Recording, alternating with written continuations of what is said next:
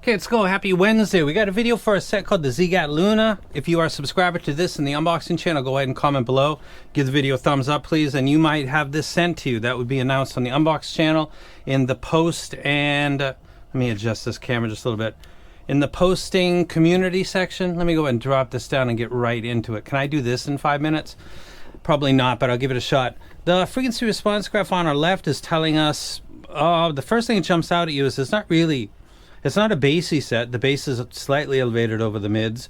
It's not a bright set. There's not a lot of late treble. There's not a lot of energy in the upper mids region. It's a fairly balanced tuning that doesn't look like it's going to offend in any particular way with libraries like mine, which are hip hop, EDM, some trip hop, rock and roll, classic, grunge, classical music.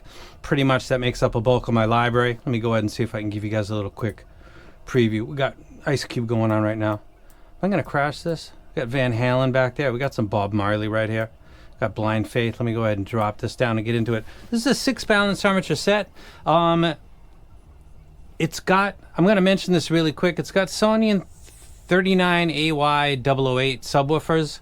It's got two Knowles 32873. I'm familiar with that because I've had that in one of my collabs. The Knowles 33518 tweeters, I've had that in I think 2 or 3. This is kind of the whole point of disclosing what's inside of earphones so that you know what you've got, because you maybe have heard it before. I've looked at the white sheets for the 33518s. I'm familiar with that set. This is the problem with custom Trust Us Bros. You literally can't look back and say, oh, I remember that in the other set and that was awesome. You have no idea. There's no excuse not to have a series number and then say it's a modified version of this series number. It's the excuses coming out slowly are absolutely stunning. You guys should be embarrassed. You're supposed to be in between the companies and the buyers, telling them what you think is best based on all of your experiences, not just saying, sounds good to me. Like, that's it? Okay. Mental note of that. Now let's get back to the review. In the low end, stuff like 808 drops, which are deck mix drops. That's named after a piece of kit by Roland, an 808 deck. Stuff like Kendrick Lamar, Wu-Tang Clan, Nas, Biggie, Kendrick Lamar, Tyler the Creator, even modern artists use it. This is okay. It's not a bass head set, as the graph would probably indicate to you. This doesn't sound anemic, but it's not really that's not giving the potent power that you would want from 808 drops. But it's okay. If you got a library and it's on shuffle and something came up, it would sound okay. Again, it's not a bass head set, and it's not even really authoritative right there. As we get into the next instrument, which is the bass guitars, the pulls, the plucks, the release, the ringing of the string. The bass guitar is kind of a misnomer. It plays way more than bass. It goes all the way out effectively to about 6 kilohertz, and the ringing and the just the life and the realness of the string and the whole play of it is related to tuning that goes well beyond the bass. And this actually sounds pretty good. It's not quite as snappy as the Crescent, which is also by Ziigaat, which I did A and B, but it sounds good. I think somebody that had a library that didn't have any hip hop and it was a lot of rock would probably be fine with this. So it's a little bit in the snap is not quite like the Crescent, and I can't really say what that's down to. I could assume it's the DD, but I'd be completely assuming. The next would be the bottom kick drum from Led Zeppelin's 4th album. That's the 3rd album up there. The 4th album, it's a track called When the Levee Breaks. All kick drums will exhibit a lack of emphasis or even realism if the mid bass is tucked. And a lot of times stuff like these BAs will maybe not give it quite the energy you're expecting because it's a very emphatic intro to the track. It's iconic, actually. They do videos and they've talked about it for 50 plus years. This is okay. Again, it's not quite as potent as a lot of stuff. The Crescent, again, from Ziigaat is one that sounds a little bit harder. I don't know if that's down to the drivers or not. So in the low end, in the 808s, the bass guitar and the kick drum, it's passable. But it wouldn't be the most ideal set. As far as the cleanliness and the quality of the low frequency replay, it's using good BAs, the Sonians, and it sounds good and clean, and there's no weirdness to it. It's just tuning preference type of thing. Tunance. I actually tried to put 2 words together right there. As we move into the vocals, which is the mids, but I talk about vocals because if you see the mid bass, you know that if you push or pull that back, it's audibly impacting the vocals. And if you take the ear gain and you push or pull that back, it does the same thing. So we've got bookends on either side, and how they're tuned, which is the end parts of the mids, really impacts how it sounds, and vocals are a great indicator of mid-tuning for this reviewer. And I thought that vocals, Chris Cornell, Lane Staley, Nina doing the cover of Blondie. I also listen to Ozzy Osbourne, rest in peace, because he's got a kind of nasally voice, not quite as bad as Neil Young, but it's there. I thought that in vocals, this never really offended. Stevie Nicks on Fleetwood Mac, very husky type of female voice. Didn't sound more warmed up like a set that I reviewed recently. I can't recall which one it was, but it like doubled down on that and made it sound too warm. This sounds good in the vocals. It would be maybe its best point, but I think the next part is, which is harmonics and overtones.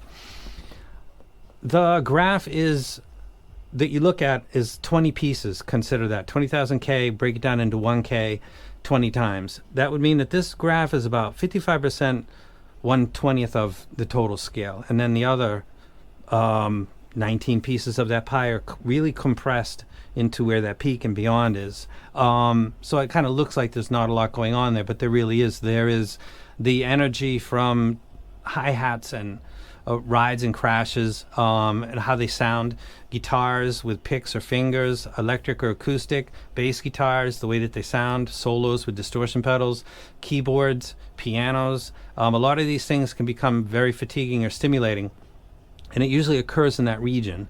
And sometimes the graphs don't quite, it's hard to find a pattern. When you look at a graph and you look at the sub-mid and mids, it's really kind of, you can pretty much with confidence say, I'm probably going to like that, because it's so long as the quality of the replay by the transducers is good, you're pretty familiar with what is okay and what's a little beyond your liking. The treble is really much more of a wild card.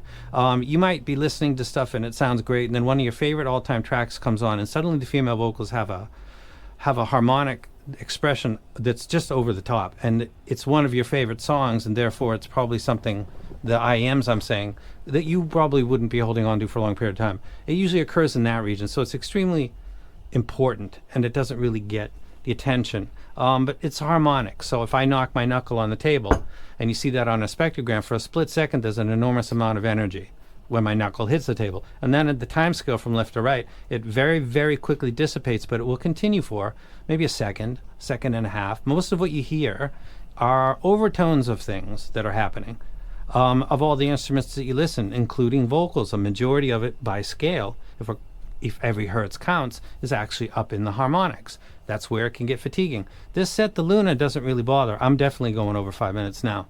I think it's a good set.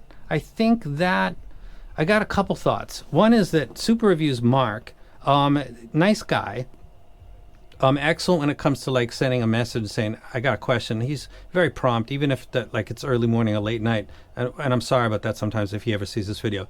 But he's really a standout type of dude. And he's helped out the whole community with the squiggling stuff.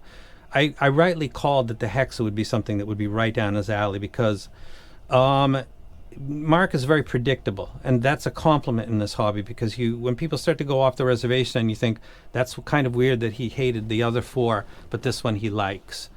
I wonder what's going on, like he's close to that seller. Mark doesn't really tend to do that. He really sticks to what sounds good with his library, which is similar to me.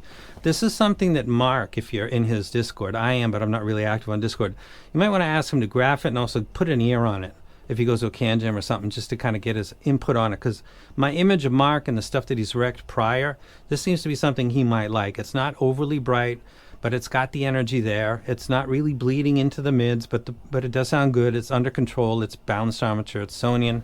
I don't know what I'm not sure what his view is of that. I don't ask, because that's not for us to discuss. That's for me and to discuss with you, the community. But this might be something that he would be into. What would I say in summing this up? I think that the Luna is priced appropriately. It's got branded drivers inside. Its build quality seems quite nice. It's got switchable terminations. But I'm a reviewer and everything can't be awesome, so I'll put it this way, and this will make the most sense to all of you. I think that the Crescent, the Luna, and the Odyssey are three sets.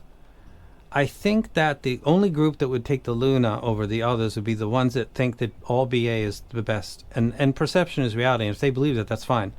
I could be that. I'm not, but maybe that. Then this would be the tuning is inoffensive. It's not DQing itself for any particular genre. It's got branded drivers. It's well put together. Ziigaat's customer service is under Linso, so it's reasonably safe, and you're not really going out on a limb. I think for all BA people, that would be your choice. For people that watch this channel regularly and take my recs, I would say that the Crescent would be the better set, with a caveat that the Odyssey is actually more affordable than the Crescent, which is kind of a surprise to me. But sound quality is not something you need to pay a lot of money for, so I would say that the Odyssey would be the best rec of all of them. With this reviewer, me, because I can afford the $40 extra or whatever it is, I would personally take the Crescent. I'd take the Crescent, but I don't think really many people can tell the difference without really splitting hairs or blowing smoke up butts about the difference between the Crescent and the Odyssey. They're not radically different. And their sound quality, tonal preference is another thing. So I would say that the Odyssey would be the best bang for your buck, and the safe one. And this reviewer would take the Crescent. And the Luna is not a bad set, but I think it's probably for other people to appreciate more, because it's more matching their historical preferences, which would be a little bit less bass. And Mark comes to mind. I don't really watch a lot of reviewers. Mark would be probably one of the only ones. And according to stats, one of the most frequent channel jumps from another to this would be Mark. So there's that as well. So a lot of people that watch Mark's channel also watch my channel. Ask him to take a look at or listen to this. That might be where the market for this is, more so than my community. That's it. I'm out. You guys have a great few days. I'll do a video before the weekend, and give the video a thumbs up and a comment if you're interested in scoring this, because it is a $350 set, and it is branded drivers, and it does look stunning, and it sounds really good, and you might actually fall in love with it. And I am out.